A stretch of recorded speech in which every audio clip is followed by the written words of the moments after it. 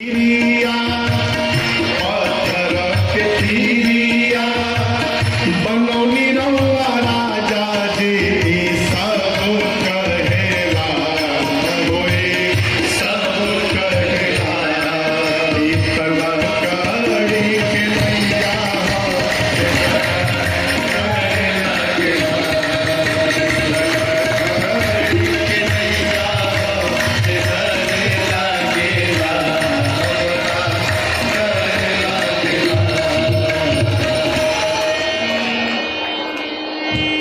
केवट जी बोले, प्रभु मैं आपका मर्म जान गया हूं। आपके पांव में जो रज है वो सामान्य रज नहीं है, जड़ी बूटी है, मनुष्य बनाने वाली जड़ी बूटी है। प्रभु आपने पीछे कभी किसी पत्थर पे पांव रखा था क्या? लक्ष्मण जी बोले, हमारे सामने रखा था, वही मैं खड़े था। क्या हुआ? भैया को साधारण मत समझो, भैया पत्थर पे पांव रखे, पत्थर स्त्री बन के उड़ गया। लक्ष्मण जी से केवट जी बोले, ये बताइए लक्ष्मणलाल जी, पत्थर कठोर की लकड़ी है। लक्ष्मण जी बोले, पत्थर। केवट जी बोले, आप बताइए, यदि कठोर पत्थर स्त्री में बदल सकता है तो ये लकड़ी की नाव को स्त्री बनने में कितना टाइम लगेगा? ये चरण रथ देखते स्त्री बन के उड़ जाएगा। और आपको बतावे, हमारे घर में 10-12 है, हमारे छोट छोट लड़का है। अब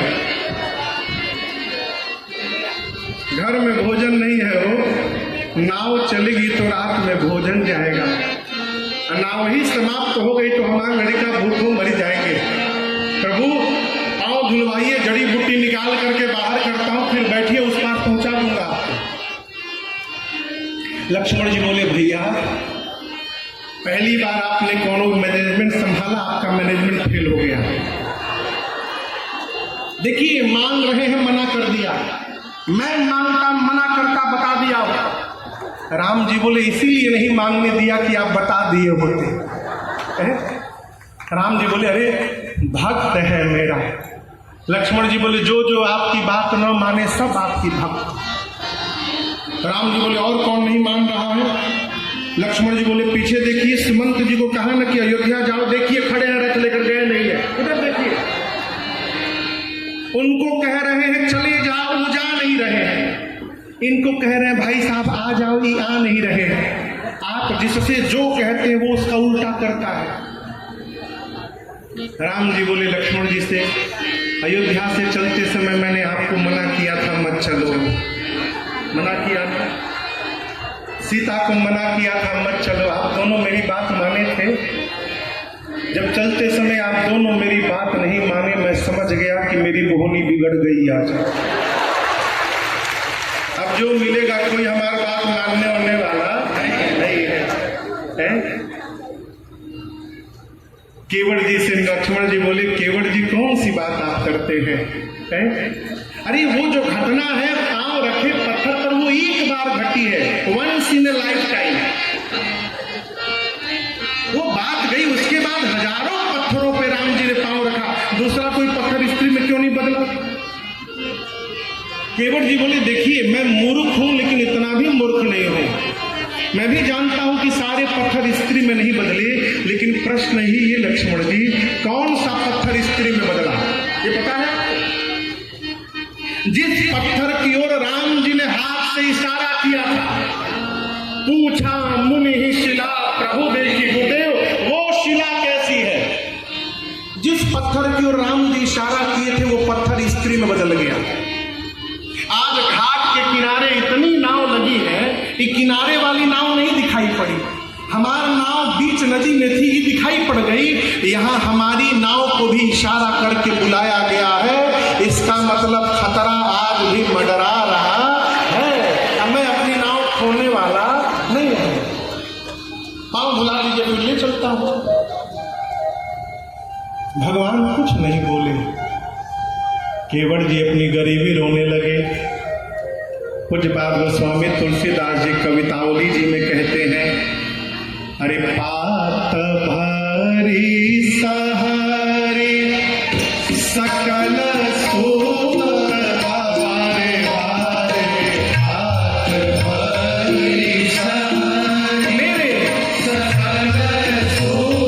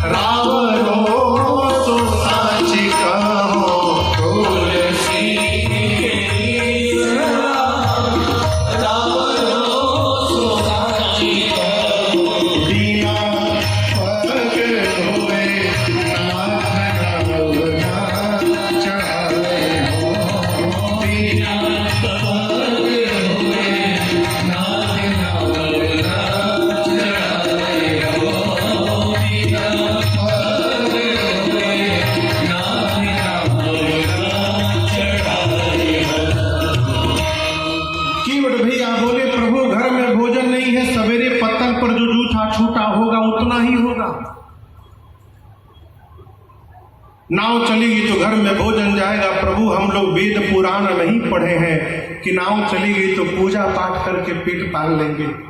बाबा नाव चलाए, बाबा के बाद बाबूजी चलाए, बाबूजी के बाद हम चला रहे हैं, हमारी बात हमारा लड़का नाव ही चलाएंगे। ये हमने के खानदानी पैसा है, हम तो कुछ जानते नहीं है ना। और आपको समस्या बतावे, हम गरीब हैं, पैसा भी नहीं है। प्रभु नाव चली गई तो दूसरी नाव बना लेंगे। और आपको बतावे जो स्त्री बनती है पांव के जादू से, वो ब्राह्मणी हम जाति की मल्लाह, वो कहेगी दूर रहना, पास मत आना, तुम्हारे साथ नहीं रहूंगी, तुम मल्लाह हो, अलग घर बनाओ, कपड़ा लाओ, राशन लाओ, बासन लाओ। पहले से जो है उसका पेट भरी नहीं पा रहा हूं, दूसरकी को देकर क्यों झंझट में डालना चाहते हैं। और एक समस्या बताएं प्रभु, आप खुद सोचिए, मान लीजिए हमारी नाव स्त्री बन गई तो घर में भोजन करने वाला एक मेंबर बढ़ जाएगा, और जिससे घर में भोजन आता है वो साधन समाप्त हो जाएगा। ये तो दोहरा मार है। और तीसरी बात, चलिए वो भी व्यवस्था कर लिया, नाव मेरी स्त्री यदि बन गई तो जो पहले से घर में बैठी है उसको जाकर क्या बोलूंगा कि ये कहां से आई है। लक्ष्मण जी बोले कह देना कि राम जी के पांव के जादू से नाव स्त्री बन गई। केवट जी बोले हमारा वाली से कहियो पाला लिखे ना पड़ल रहा हो। यदि हम कहेंगे कि राम जी के पांव के जादू से नाव स्त्री बन गई तो कहेगी पढ़ा रहे हो, नाव बेचकर दूसरी शादी करके चले आए, हमको समझाने आए। क्या समझाऊंगा उसको। लक्ष्मण जी बोले तब से तुम भगवान को समझा रहे हो, पत्नी को नहीं समझा सकते हो। केवट जी बोले भगवान को समझाना सरल है,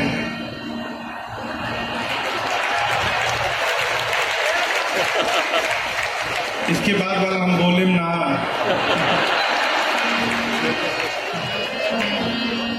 केवट जी बोले प्रभु पांव धुला लीजिए फिर ले चलता हुआ। भगवान मौन है। केवट जी बोले बताइए चलना है कि नहीं चलना है, मेरे पास एक सेकंड ऑप्शन है। यही घाट ते थोड़ी के दूर है, कटिलो जल था देखाए हो। थोड़ी दूर, लक्ष्मण जी बोले कितना दूर, बस थोड़ा, हम जानते हैं, चलिए वहां ले चलूंगा, कमर भर पानी है, नाव की आवश्यकता नहीं, पैदल हेल जाइएगा। हेलल बुझाता है, हेलल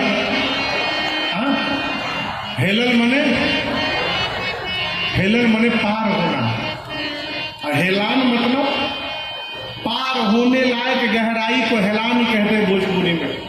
केवट जी कहते हैं अरे हेल जा मलिकार बाहेला भीरिए, अरे हेल जा मलिकार। थोड़ी दूर चलिए, कमर भर पानी है, पैदल पार। राम जी बोले बहुत सुंदर, ले चलिए। केवट जी बोले रात में ले चलूंगा। क्या मतलब? केवट जी बोले इतना मूर्ख हूं, लेकिन इतना भी मूर्ख नहीं हूं मैं। अभी सुबह सुबह का समय है, बोनी भी नहीं भई है। यदि आपको ले चल के पैदल दिखा दिया कि पैदल पार हो जाएंगे, और ये बात मार्केट में लीक हो गई, तो कौन पैसेंजर हमने नाव पर बैठने आएगा? जो आएगा पैदल पार हो जाएगा। अब मैं इतना बड़ा रिस्क उठाने वाला नहीं हूं। पांव धुलवा लीजिए फिर आपको उस पार ले चलता हूं। धोलू, भगवान कुछ नहीं बोले। केवट जी बोले मुंह से बोलने में कष्ट हो रहा है, इशारा करिए।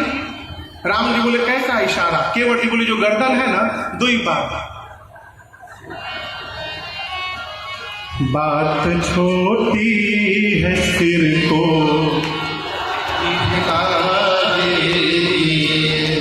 बात छोटी है सिर को हिला दीजिए, बात छोटी है सिर को हिला दीजिए,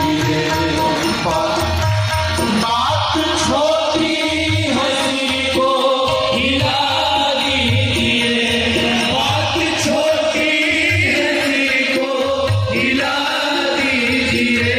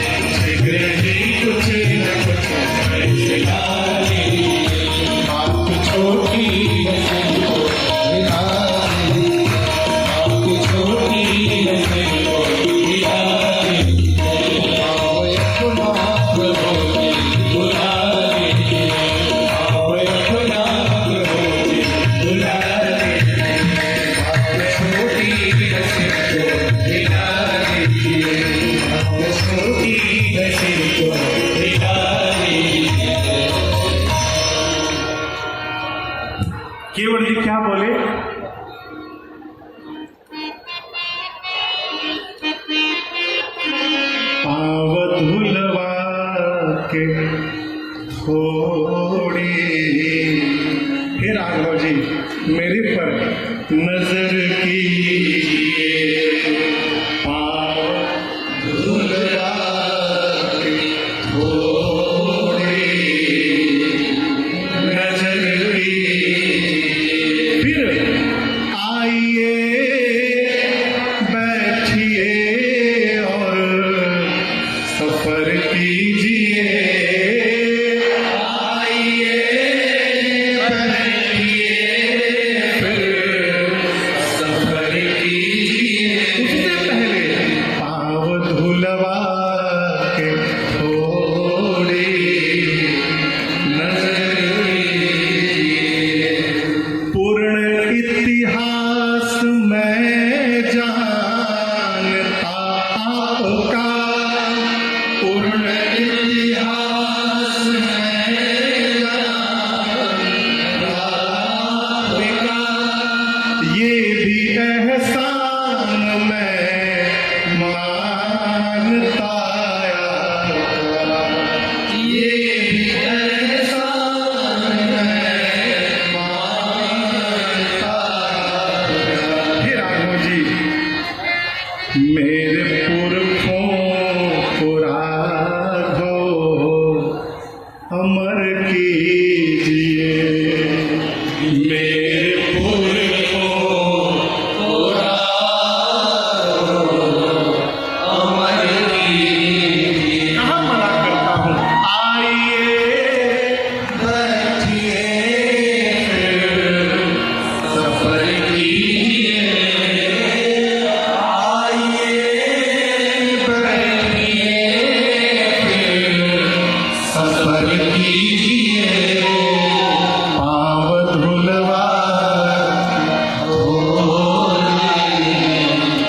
नजर कीजिए। राम जी नाव में बैठे, उसके पहले आप लोग बैठ जाइए, जितने लोग खड़े बैठ जाइए, जहां जगह मिले वहीं बैठ जाइए, ना मिले तो धकिया के बैठ जाइए, अड़सी अपने आप जगह ही बन जाए।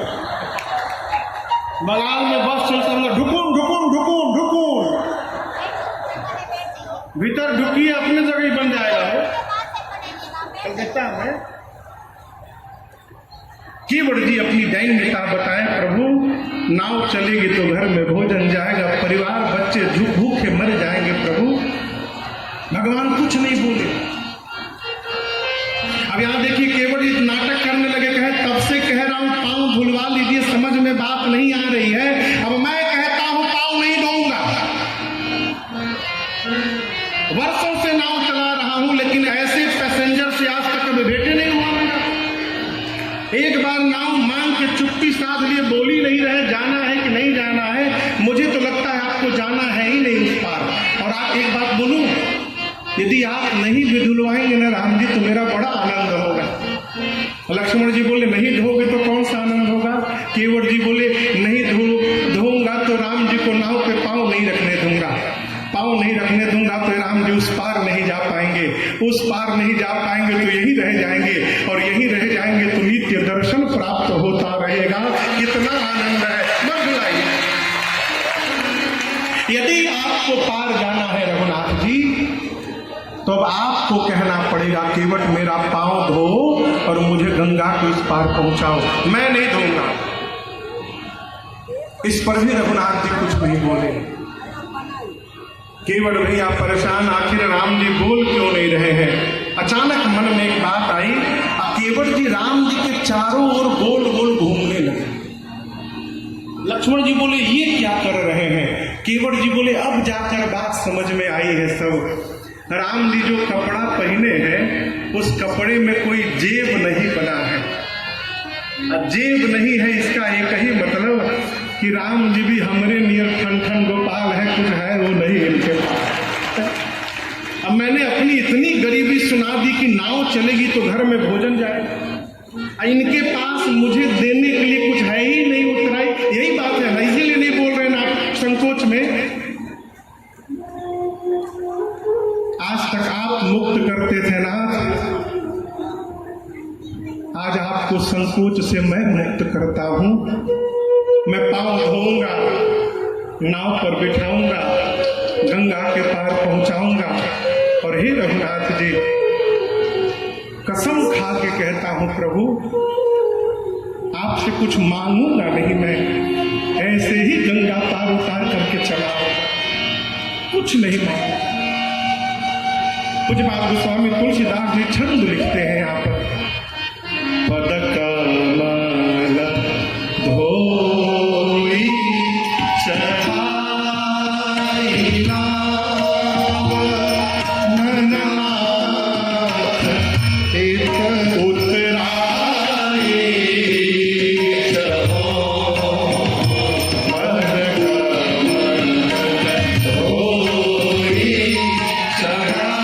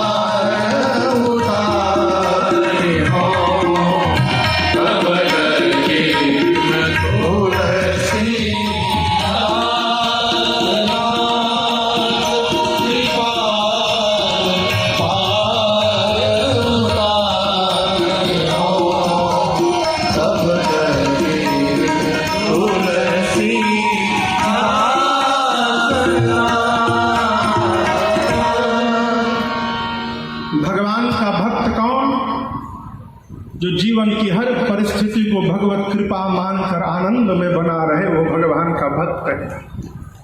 देखिए, राम जी के जीवन का एक वैशिष्ट्य मैं आपको बताऊं। मेरे प्रभु श्री राम ने अपने पूरे जीवन काल में किसी से कोई कंप्लेन नहीं किया। आप दर्शन करिए, भगवान एक बार भी कंप्लेन नहीं की। क्या क्या नहीं छूटा मेरे प्रभु का, भगवान स्वीकार करते गए। केवल जी कहते, लक्ष्मण जी आप बाण दिखा रहे हैं, मार दूंगा, मैं मरने से नहीं डरता। मैंने सुना है मरते समय आपके भैया का नाम मुख पर आ जाए, सदगति हो जाती है। आप बाण चलाएंगे, मैं मरूंगा, आपके भैया का नाम नहीं, साक्षात राम जी ही आंखों के सामने खड़े रहेंगे। ऐसी मृत्यु किसी को नहीं प्राप्त होती है, मारिए मुझे। मैंने सुना है मरते समय गंगा जी के 2-4 बूंद डाले जाते हैं मुख में, है ना। आप जैसे बाण चलाएंगे, बूंद छोड़िए, बगले में गंगा जी है। बाण लगने के बाद मैं सीधे गंगे जी में कूदूंगा और तब तक पीता रहूंगा जब तक मरी न जाऊंगा। और लक्ष्मण जी, जितना मैं जानता हूं रघुनाथ जी बड़े उदार हैं। मैं मर जाऊंगा, मेरे परिवार वाले आकर मेरे पास रोने लगेंगे, इनको को दया आ जाएगी, कम से कम मेरी अंतिम क्रिया तक तो रुकवे करेंगे राम जी। आप कहिए, एक तरफ गंगा रहेगी और एक तरफ रघुनाथ रहेंगे, इन दोनों के बीच में केवट की चिता सजेगी। ऐसी मृत्यु ब्रह्मांड में किसी को नहीं मिलने वाली है। तुरंत मारिए, मैं तैयार हो जाने के लिए। लक्ष्मण जी बोले, तो बड़ा ज्ञानी है वो। लक्ष्मण जी अपना बाण वापस रख लिए। भगवान मेरे सुन के वट के बैर है, प्रेम में लपेट